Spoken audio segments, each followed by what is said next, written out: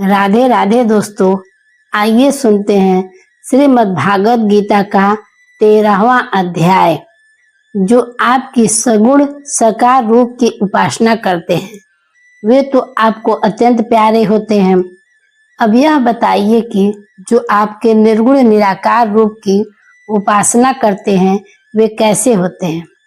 भैया वे विवेकी होते हैं। विवेक किसका होता है भगवान? क्षेत्र और क्षेत्रज्ञ का।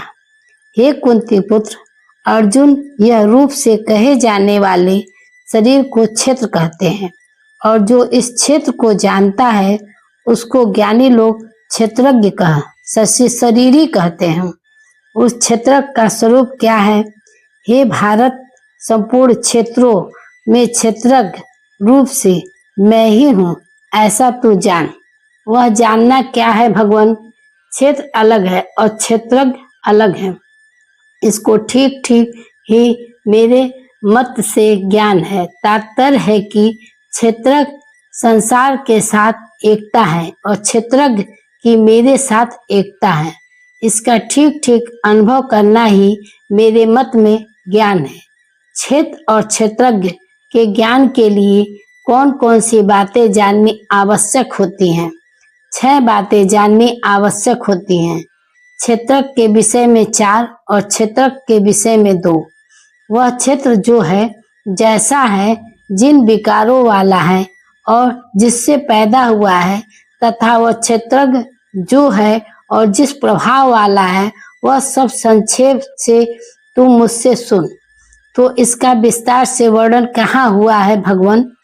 ऋषियों ने, वेदों की ऋचाओं ने और युक्त युक्त तथा निश्चित किए हुए ब्रह्मसूत्र के पदों ने इसको विस्तार से अलग अलग कहा है।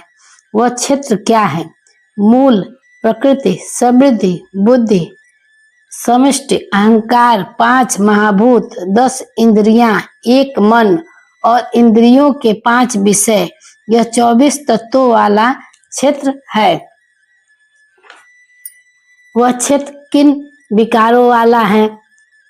इच्छा, देश, सुख, दुख, शरीर, प्राण शक्ति और धारण शक्ति, इन 7 विकारों सहित यह क्षेत्र मैंने संक्षेप में कहा है। विकारों सहित क्षेत्र यह रूप से अपने से अलग कैसे दिखे भगवान?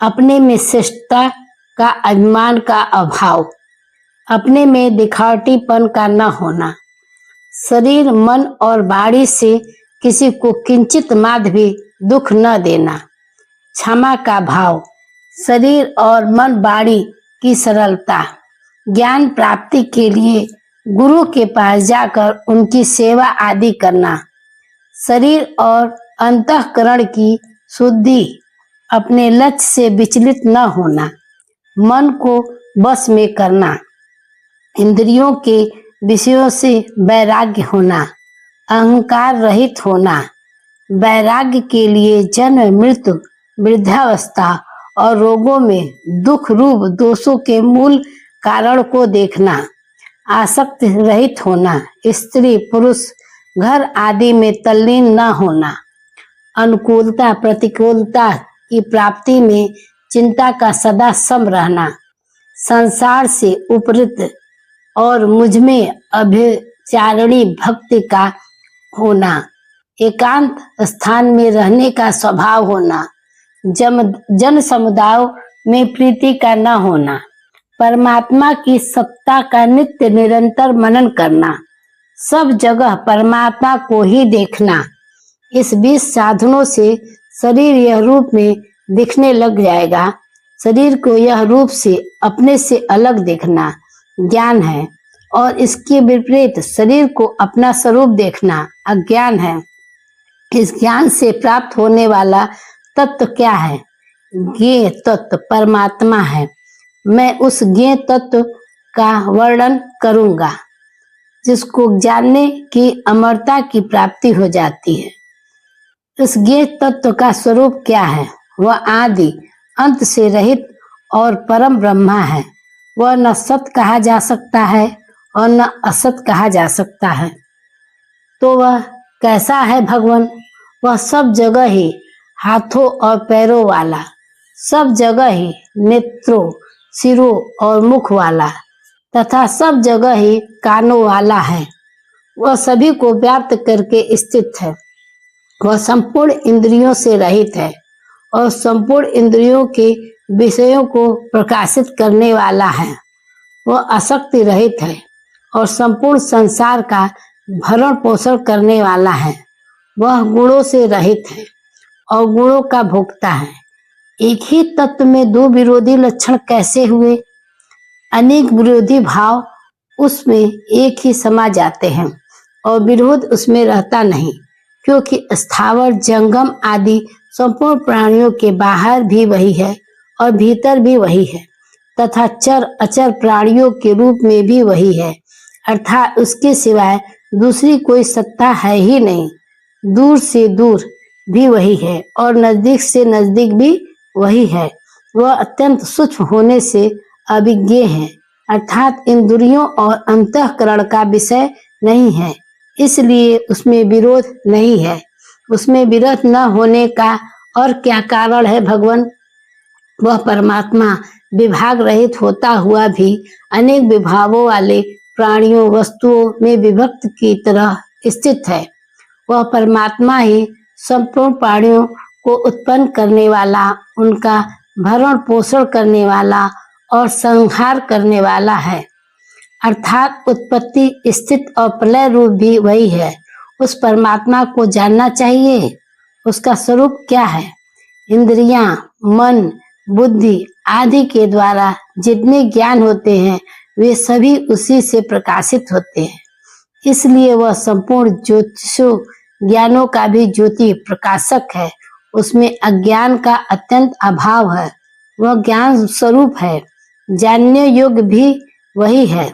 वह ज्ञान साधन स्वरूप से प्राप्त करने योग्य है। वह सबके हृदय में विराजमान है और किस किस को जानता है? वह जानने का क्या महात्म है भगवान? क्षेत्र, ज्ञान, ज्ञेय, ये तीनों ही जानना है, जिनका मैंने संक्षेप में कर दिया है। इन तीनों को ठीक ठीक से जानने वाला मेरा भक्त मेरे भाव को प्राप्त होता है, अर्थात उसको मेरे साथ अभिन्नता का अनुभव हो जाता है। भक्त को क्षेत्र, ज्ञान और ज्ञेय यह तीनों को ही जानकर आपस में अभिन्नता अनुभव कर लेता है। पर जो साधक केवल ज्ञान मार्ग पर ही चलना चाहता है, उसके लिए क्या जानना आवश्यक है? उसके लिए प्रकृति, क्षेत्र और पुरुष क्षेत्रज्ञ इन दोनों को अलग अलग जानना आवश्यक है। प्रकृति और पुरुष ये दोनों ही अनादि हैं। जब ये दोनों अनादि हैं तो फिर ये गुण और विकार किससे पैदा हुए हैं? गुण और विकार प्रकृति से पैदा होते हैं। इसके सिवाय कार्य, करण और कर्तापन में भी प्रकृति ही होती है। पुरुष किसमें हेतु होता है महाराज? पुरुष तो सुख दुख के भोक्तापन में हेतु होता है। पुरुष भोक्तापन में हेतु कब बनता है? प्रकृति में स्थित होने से, उसके साथ अपना संबंध मानने से ही पुरुष गुणों का भोक्ता बनता है और गुणों के संग होने से ही वह ऊंच नीच योनियों में जन्म लेता है। उस पुरुष का स्वरूप क्या है भगवान? वह पुरुष प्रकृति के कार्य, शरीर के साथ संबंध रखने से उपद्रष्टा, उसके साथ मिलकर सम्मति देने से अनुमंता, अपने को उसका भरण पोषण करने वाला मानने से भर्ता, उसके संग से सुख दुख भोगने से भोक्ता और अपने को उसका मालिक मानने से महेश्वर बन जाता है। परंतु स्वरूप से वह पुरुष परमात्मा कहा जाता है। वह इस शरीर में रहता हुआ भी वास्तव में शरीर के संबंध से रहित ही है। इस तरह प्रकृति और पुरुष के स्वरूप को जानने से क्या होता है? इस तरह गुणों से सहित प्रकृति को और गुण रहित पुरुष को जो मनुष्य ठीक ठाक जान लेता है, उसका सब तरह के शास्त्र भेद बर्ताव, कर्तव्य कर्म करते हुए भी फिर जन्म नहीं होता, अर्थात वह जन्म मरण से मुक्त हो जाता है। उस पुरुष को जानने का क्या और भी कोई उपाय है क्या? हाँ है। कई मनुष्य ध्यान योग के द्वारा कई सांख्य योग के द्वारा तथा कई कर्म योग के द्वारा अपने आप में अपने स्वरूप को जान लेते हैं। और भी कोई सरल उपाय है क्या?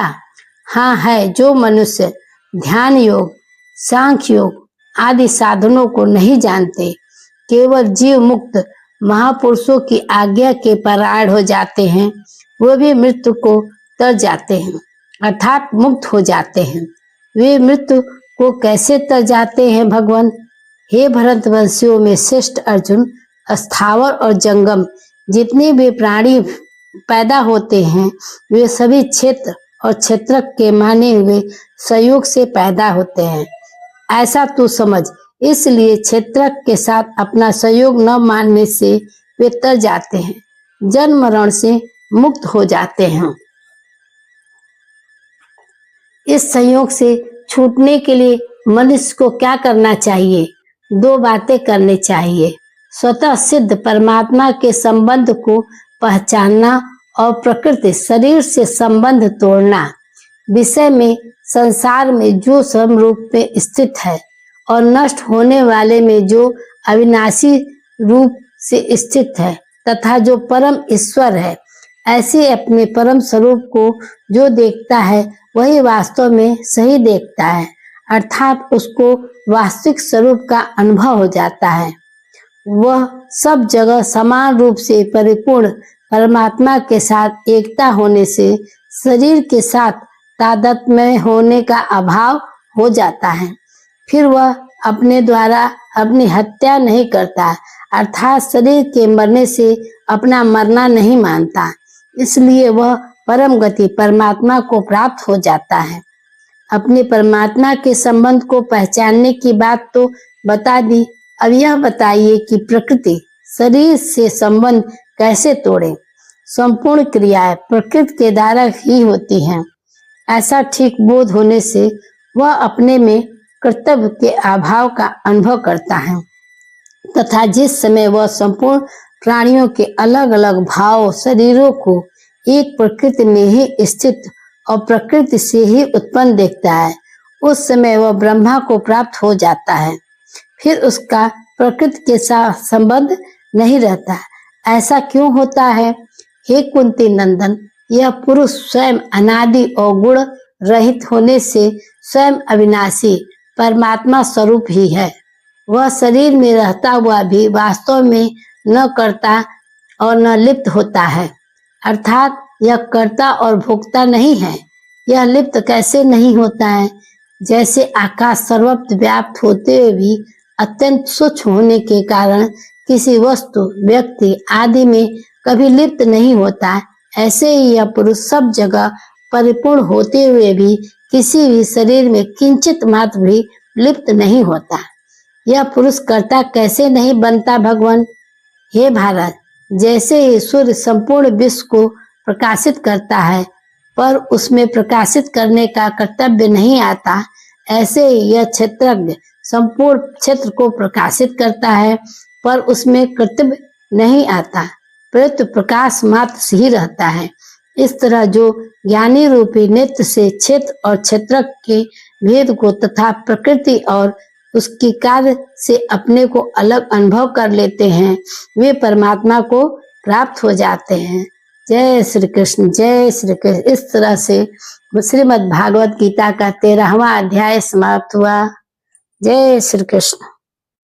ऐसे ही भक्ति से जुड़ी बातों को जानने के लिए हमारे चैनल को सब्सक्राइब करें और घंटी का बटन दबा दें। अगर वीडियो पसंद आए तो उसे लाइक जरूर करें। बाबा भोलेनाथ की कृपा दृष्टि आप पर सदैव बनी रहे। हर हर महादेव की जय।